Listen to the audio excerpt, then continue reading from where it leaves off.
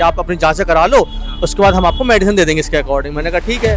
तो उन्होंने इनकी कोई जानने वाली लैब है दीप पैथोलॉजी करके, दीप हाँ मुबारक मार्केट में। तो दूसरे लैब वाले बोले हैं ये तो ब्लड की रिपोर्ट है। मैंने कहा ब्लड की है, वो तो कह रहे हैं सीमन की है।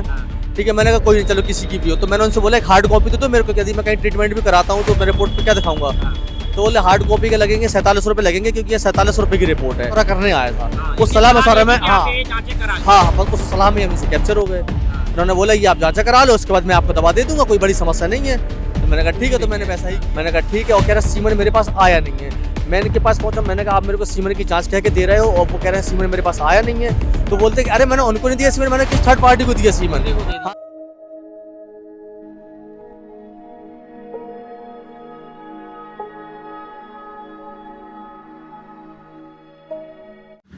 नमस्ते, मेरा नाम है धर्मेंद्र, आप देख रहे हैं द न्यूज़ तक। अभी हम खड़े हैं झांसी के सीबरी बाजार स्थित। तो ये वाला रोड जो है नगरे के लिए जाता है, और आप पास में देख रहे होंगे एक मेडिकल शॉप है। हालांकि उसका नाम साफ नहीं दिख रहा है, लेकिन ऊपर एक सरकारी बोर्ड लगा है भारतीय जन औषधि केंद्र। बगल में आपको हमारे साथ भैया देख रहे हैं, इनका नाम मोहित है, और ये भयंकर ठगी का शिकार हुए हैं। और ठगी का शिकार कैसे हुए आप सबको पता है कि झांसी में सरकारी स्वास्थ्य व्यवस्थाएं तो अस्त व्यस्त हैं ही, और साथ में जो प्राइवेट जो फर्जी वाड़े से तरीके से, चाहे वो हॉस्पिटल चल रहे हों, चाहे पैथोलॉजी लैब चल रहे हों, चाहे मेडिकल चल रहे हों, उनमें भी कई कहानियां निकल के सामने आ रही हैं। भैया भी शिकार हुए हैं। इनकी जांचों के तौर पे इनसे रुपए लिया गया, इनकी जांचें भी नहीं की गई, इनको उसकी रिपोर्ट भी नहीं दी गई। और जब इनने कहा कि हमें इसकी हार्ड कॉपी चाहिए, तो इनको एक नया पहाड़ा पड़ा दिया गया कि अगर आपको हार्ड कॉपी चाहिए तो आपको 4700 रुपये, यानी 2200 रुपये पहले जमा कर चुके थे, फिर से 4700 की डिमांड की गई।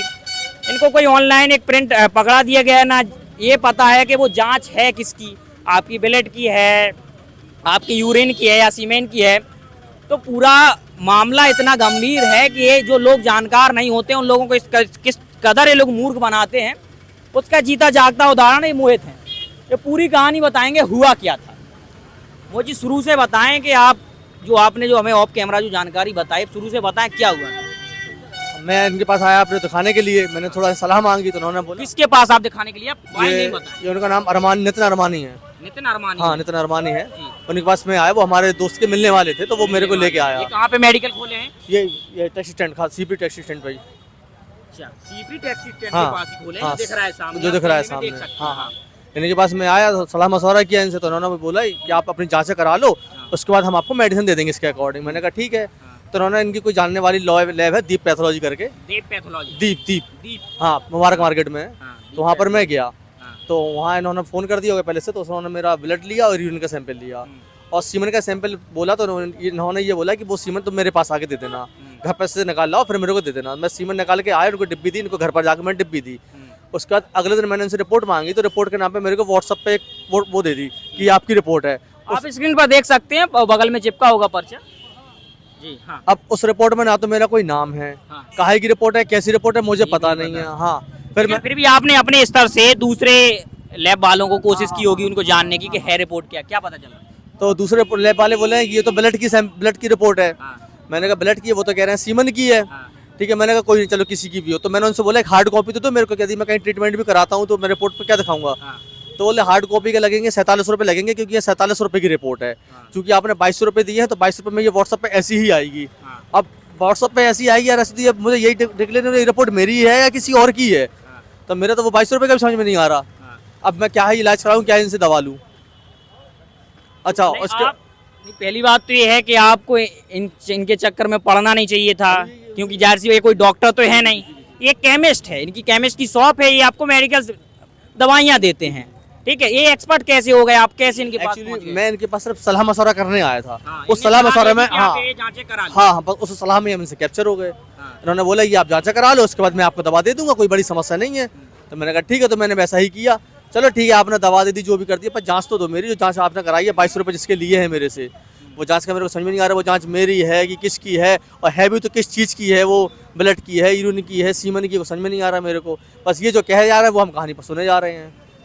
अगर हम झांसी की बात करें तो अगर सबसे ज्यादा अगर दलाल कहीं निकलेंगे तो वो स्वास्थ्य विभाग में निकलेंगे, वो खास तौर से प्राइवेट सेक्टर में।